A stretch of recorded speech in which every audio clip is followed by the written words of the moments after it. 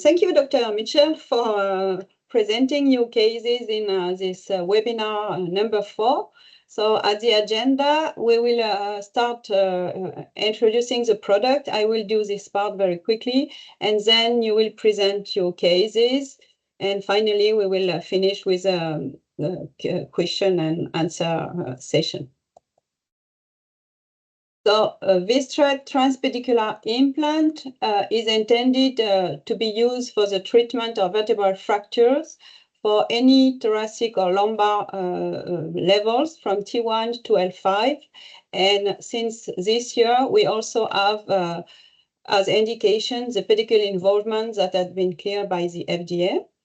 This device is intended to be used in combination with bone cement.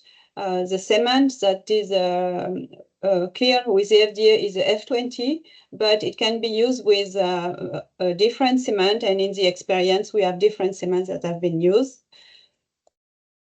This implant is intended for bilateral treatment, so we recommend you use 2 implants, but of course, there are some exceptions. In some cases, only 1 implant was implanted. This device is made of PIC polymer that is close to the normal bone. This material, PIC polymer, is also radiotransparent and magnetic resonance safe. We have, as it's radiotransparent, the implant has 2 tantalum markers at each extremity in order you can see it when it's implanted in the vertebrae. So that's what you see on the images on the right. And you can see that part of the implant has lateral holes, part of the implant that is in the vertebral body, in order to inject the bone cement in the vertebral body only. We don't want to inject bone cement in the pedicle to prevent any cement leakage in the canal. We have 3 diameters available and different lengths, 4.5, 5.5, and 6.5, in order to adapt the different anatomies. This device is indicated for patients that can have osteoporotic fracture or fracture due to cancer. So in osteoporosis, it's because the bone is weak, the end plate are weak, and there is a risk of subsequent fracture or adjacent fractures. The fracture can be mobile or non-mobile, and of course, again, if there is a pedicle involvement, it's possible to use this device. And in cancer, it's recommended to address osteolysis, impending pathologic fracture, as well as we can see on the image, pedicle involvement, and this device can be combined with tumor ablation. In terms of fracture classification, we recommend to use a V-STRUT when the fracture is grade 1 or 2, but when we have a vertebra plana, a grade 3, the collapse is too important. There is no space to implant the device and inject the cement, so this kind of fracture are not recommended. And in terms of pedicle fractures, of course, they have to be stable. V-STRUT is not intended to replace surgical treatment with hardware, screws, and rods. But it really makes sense because according to the publication from Ishiyama, in case of osteoporotic fractures, there is about 60% of pedicle involvement, and it's even more in case of malignant fractures. So V-STRUT makes sense when there is a pedicle involvement.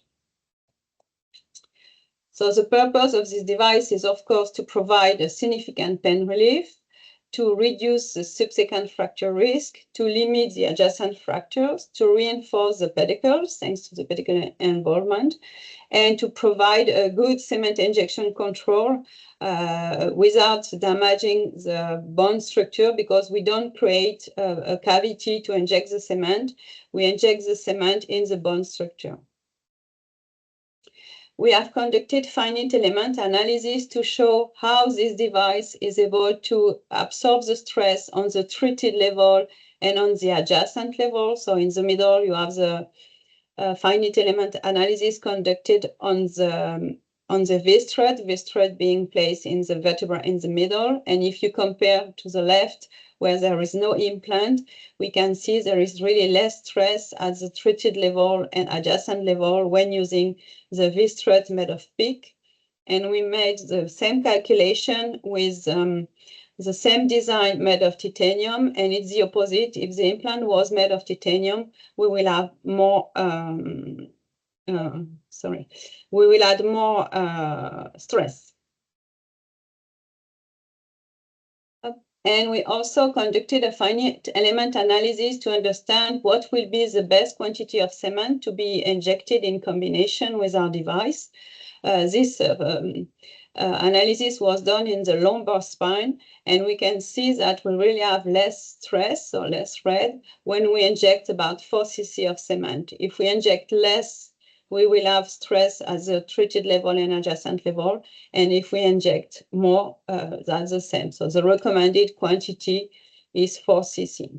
Of course, it will depend on the size of the vertebrae, but the idea is not to put too much cement compared to when we do a kyphoplasty and we fill a cavity. We have some clinical experience, and we have some preoperative data on patients treated in the US. So most of our patients were treated for osteoporosis and then cancer. We don't recommend to use them in high energy trauma, as I said earlier, so more osteoporosis and cancer. And we have started to treat patients in pedicle fractures. The level treated were mainly lumbar at the moment. The quantity of cement, the median quantity of cement was 4 cc. The procedure duration is generally 40 minutes, but can drop to less than 30. And we can tell that the procedure is safe and feasible. And Dr. Mitchell, you will comment on that. And also, in terms of cement, as I said, we recommend to use the F20 bond cement, but most of our experience has been done with the Vertaplex bond cement from Stryker.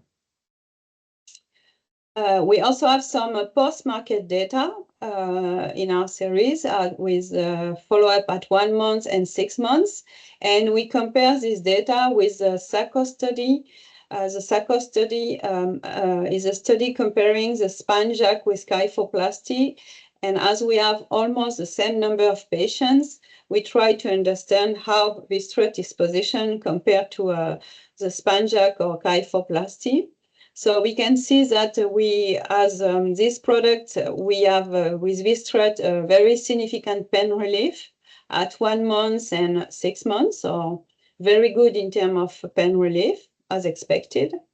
In terms of subsequent fracture at the treated level, for the moment, we had no fracture reported, and compared to spine jack or kyphoplasty. So for the moment, for V-strut, we only have 6 months follow-up, but it's very promising compared to the data from the SACO study.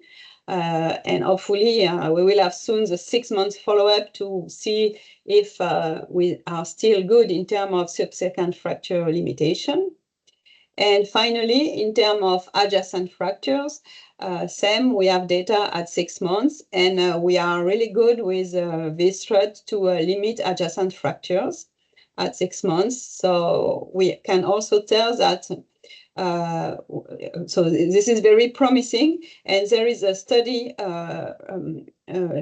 showing the risk of subsequent fracture after prior fracture among elderly women that shows that in spine, at 12 months, a woman with a first spinal fracture will have 14% of chance to have a second fracture, an adjacent fracture. So we need to have our 12 months follow-up, but from today, we can tell that adjacent fracture prevention is really promising for V-strut compared to the other technique available. And I think I'm done. So Dr. Mitchell, I'll let you present your cases. Oh, sorry, you're on mute. Oops. Thanks. All right, so thanks for having me. I'll introduce myself. I'm Matt Mitchell. I'm with Vascular Interventional Specialists in Fort Worth, Texas. We're a really big group. Spine intervention's a pretty big part of my practice, and I've been using V-STRUT now for 6 months or so, maybe less than that. I think I'm up to 14 or 15 patients. And so I'm going to present just some cases today, and my last one will be I took a lot of pictures of the one I did last week just to show sort of the procedural steps. And then hopefully we'll have some questions after this. Let's see, next slide. Okay. So the first case is a fairly run-of-the-mill. This is a 71-year-old female with osteoporosis, painful T12 fracture. Her pre-assessment visual assessment score was 7 to 8, so she was pretty significant pain. So the picture on the right is obviously the MRI showing the fracture. The stir images on the left is an image in the sagittal plane showing the drill. That's a 5.5 drill going over the guide wire into the vertebral body, and in the back is the working cannula we'll talk about in a few minutes. Next slide. Additional images showing the bipedicular access, the guide wires in place, and the working cannulas posteriorly, which you advance all the way to the pedicle surface. Then the picture on the right is the second 5.5 millimeter drill advanced to the anterior at 1/3 of the vertebral body. I usually try to stay about 5 millimeters or so from the anterior margin of the vertebrae. And you can see the two tantalum markers on the picture on the right of the implant that's in place while I'm placing the drill on the other side. So I already have one implant in, and we're drilling and measuring on the contralateral side. And this is the post images. I would say if I have to fault myself on this one, this is one of my earlier ones. I let some of the cement go back in the implant into the pedicle. I think the idea is you try to prevent that because it allows the PEEK implant itself to somewhat flex in the pedicle. And so, usually I try to, when I administer the cement, I try to prevent that from happening by leaving the stylet in. But those are, overall it was a good result. I can't remember how much cement I put in this vertebrae. It looks like we filled it up pretty good. I try to follow the data and stick to around 4. But this patient did really well. VAS score was 2 at 2-week follow-up, and no adjacent level fracture so far, because these patients usually come back to me if it happens. And so I haven't seen this individual again. So I assume no news is good news. So I think that speaks to what we're all hoping the data shows. Next case is, this is an interesting one. This is a chronic, somewhat chronic fracture with really dense bone. So you can see the image on the left. I don't know why it's so small, a little hard to see, but that's the lateral view showing the implants. You can see the tantalum markers. I had a little cement leak in the disc space through the fracture in the superior end plate. And you can see the cement surrounding the implants on the AP view on the right, but I wasn't real happy with the cement distribution in this one. And so I maybe adjusted my approach to these if I encounter these sort of more subacute to chronic fractures that we get every now and then where the bone is a little bit more dense. And I know that once I put the introducer stylets in, if I'm having to mallet pretty hard and the drill's a little hard to advance, then I have to think that I'm running into some, a fairly older fracture than I anticipated. And so I do a little modification. Next slide. So what I did in the next one was, she's a 66-year-old female, osteoporosis, painful L4 fracture, pretty high VAS score. Ran into dense bone on this one. So what I decided to do was use a curved curette from another kit to make some channels to try and get a little bit more even cement distribution through the V-STRUT implants. So the image on the right shows the right pedicle access with the curved stylet making a cavity towards the midline of the vertebral body. Next slide. More images of the same from the opposite side. I think I've got the guide wire in on the right pedicle, and now we're doing the same through the left pedicle access. So these two images show the curette just making some space for the cement in the middle of the vertebrae. Next slide. Now the picture on the left shows the guide wire in through the left pedicle. I have the 5.5 drill in through the right pedicle. The image on the right is the, I believe you can see the potentially a tantalum marker there of one of the implants and the working cannulas posteriorly abutting the pedicle surface. Next slide. So this one, again, if I have to fault myself, I got cement back in the pedicle, which I try to avoid now. But the reason I show this case is that this was really dense bone, and by maybe modifying the procedure a bit and using that curette to make some space, I got what I think is a much better cement distribution in this case than I did the previous one. I haven't encountered this again, so I've only done this twice, but I've always sort of got in the back of my mind that if the bone's really hard, maybe think about making some space for the cement.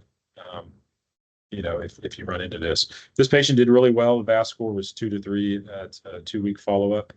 And another patient that I haven't seen again. So assuming no news, good news, I haven't had any adjacent level fractures yet. Next case. This is an interesting one. This is a 54-year-old male with newly diagnosed lung cancer. This guy was pretty miserable. He had a painful metastatic lesion at T11. VAS score was 8. So that image is of the CT scan. You can see the pedicle there. You can see the soft tissue mass chewing away at least the medial margin of the pedicle, the lamina, and some of the spinous process. So we talked about what we could potentially do for this guy with radiation oncology, and myself. So the idea was that we would offer this gentleman ablation of the lesion in the pedicle. Then I would stabilize the pedicle with a V-strut implant because there really wasn't a whole lot of bone left. And then he would go for targeted radiation therapy of the remainder of the lesion after we did this. Next slide. So the picture on the left is the pedicle access with I believe that's a 11 gauge working cannula. The picture on the right is the RF probe that I used positioned in the pedicle. The particular probe I use, the ablation zone is based on the ablation time. So I can't remember the exact time that we used the targeted ablation, but it corresponded to whatever measurement we determined was best off the CT scan. So we ablated, the posterior margin of the vertebrae and the pedicle. And next slide. Then we use the 5.5 millimeter drill. The picture on the right is the drill over the guide wire. I guess same thing on the left. That's lateral on the right, and lateral on the left, AP on the right. Next slide.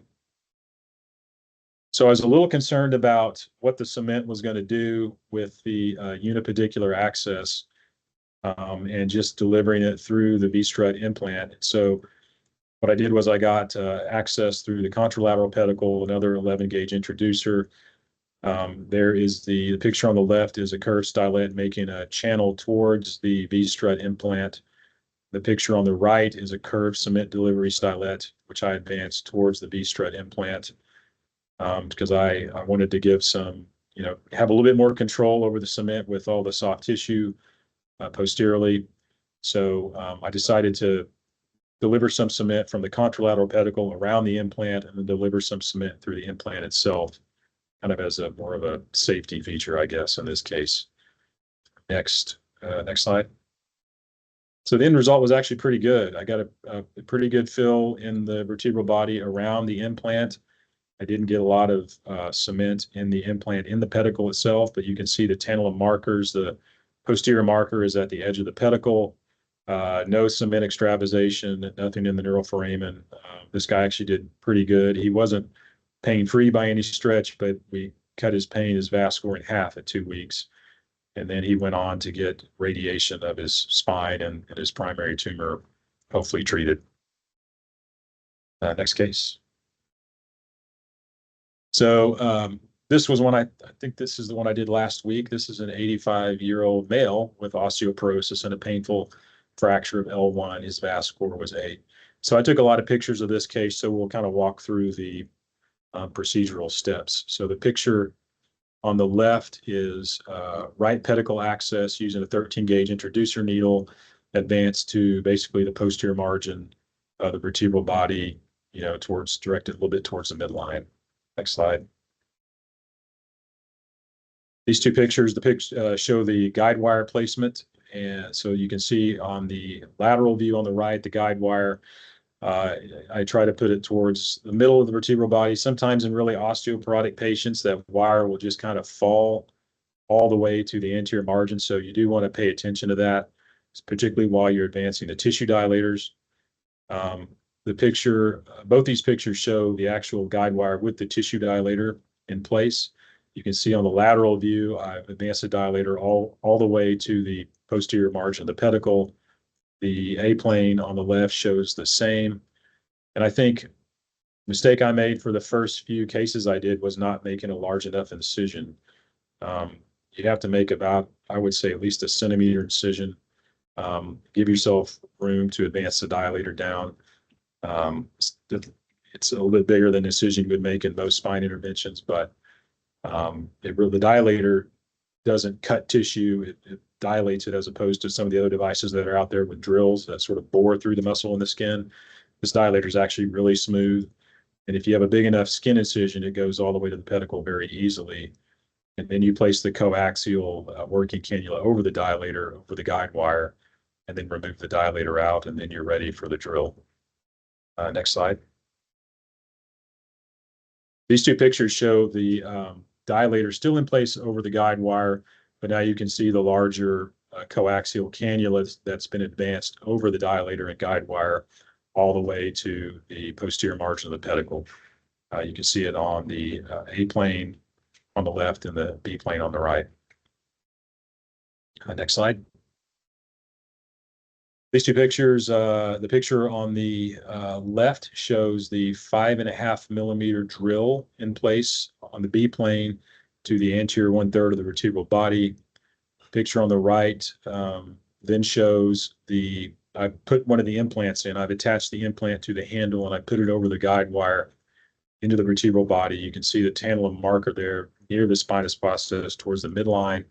And then I've got my 13-gauge introducer needle in place through the contralateral pedicle on the left. Next slide.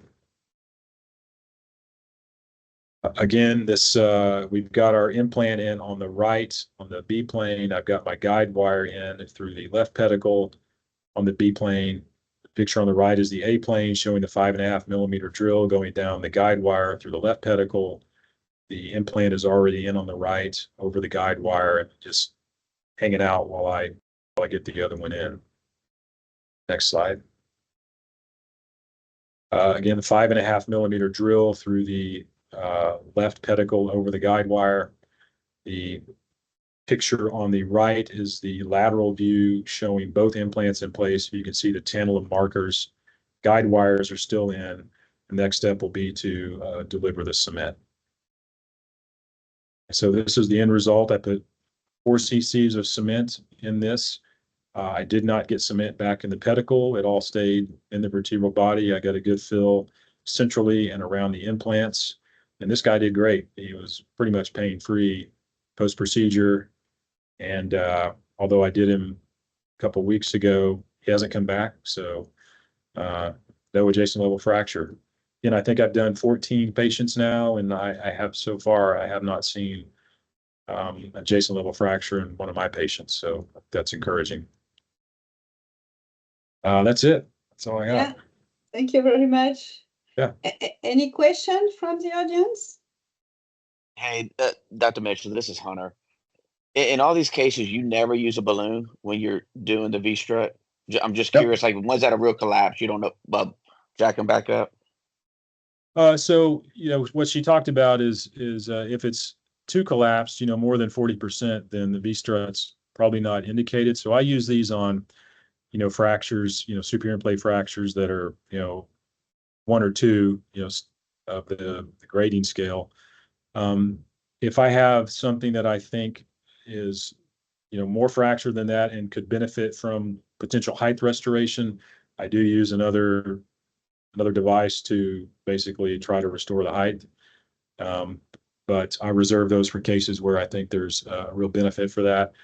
These sort of minor 20, 30% fractures, that's where I'm using V-STRUT. I think it works great. And there's not a lot of benefit to balloon kyphoplasty or spine jack implant in those cases. Okay, thank you. Yeah.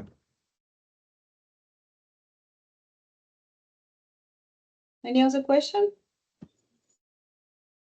I got a quick question. What are your thoughts on height restoration? Do you feel like it really makes a difference in terms of if it's more collapsed than 40%? I do. Yeah, at least that's how I do in my practice. Yeah, I've put in a lot of spine jacks. I think it does. It helps. One is some of these fractures that are really severe, you can actually correct a little bit of the kyphotic curvature that way. Also, I think the jacks themselves can make a nice space for cement, especially if there's, you're talking about fracture that's got multiple clefts, etc., that sort of thing. So I do think there is some benefit to height restoration, but I reserve those for cases that are, 40, more than 40%, 50, 60% collapsed if I can get the implant in. There's some cases where obviously it's too severe that you're not going to be able to get a jack in. In that case, I may do a kyphoplasty and just fill the cement. But if, we're dealing with a 20 to 30% superior end plate fracture, I think the benefit is, of using the V-STRUT and not having the adjacent level fracture that's more beneficial from what I've seen versus, restoring that, what I would say is a small amount of height restoration in those particular cases. So I do both, and I tailor my practice to basically how severe the fracture is. Thank you. Yeah. I do have a question regarding the procedure duration. Can you comment on that? Can you tell it's not so long and you just like anything else, the more you do, the quicker you get. So your first few cases are going to take you a little while longer. If you're used to doing procedures similar, I would say the spine jack is similar to this in terms of the steps. There's a guide wire, there's a drill, that sort of thing. So if you're used to that versus just doing a curette and filling with cement, you might be a little, the learning curve might be a little steeper, but once you do a few of these, you get pretty quick. I did a 2-level the other day, and I think I can do a V-STRUT in 30 minutes or less now, certainly. 2 levels did not take me that long. It was actually a 4-level. 2 of the levels were just curved cement delivery up in the high thoracic, and then a V-STRUT at T12 and L2, and the V-STRUTs did not take that long. So I would say with practice, 20 to 30 minutes for a single level is not, that's very achievable. It's just a matter of doing them and becoming comfortable with it. And the more you do, the faster you'll get, just like pretty much anything else. And could you also comment on the cement? As I remember, you used different cement. You used the F20 at the beginning and you changed. Are there any difference, or can you explain how you select? I use the Striker cement. I like the delivery device. I'm very used to that particular cement. It's available in our department. That's what we have. It delivers very easily through the stylets. I haven't had any issues with it. It's pretty much automated. We just have to press a button the way they have it set up, and it mixes the cement for you, and then you just connect to the stylet and turn the handle, and you're delivering cement. So that's just my preference. But it works. I think I can't speak to that. The cement itself is necessarily superior to something else, but that's just what I have and what I'm used to. And I like the delivery system. So that's just kind of what I went with. And Dr. Mitchell, I have a question about your metastatic patient. So on imaging prior to the procedure, where did you know that you were only going to try a uniparticular approach with the cuvette or the curved needle? Or is it something where when you were in that case, you had to kind of alter your procedure? I think I had that plan going in because I was a little concerned with the soft tissue about getting cement leakage out of what used to be the pedicle and is now a tumor Yeah. through the implant. And so I wanted to deliver, I guess my thought process was I'm going to deliver just a little bit of cement through this implant to be safe. And then if I can fill the vertebrae around the implant from the other side, that offers a level of safety. And so that's kind of what I had in mind going in there, and it seemed to work. That was a nice approach. So Thanks. Any other question?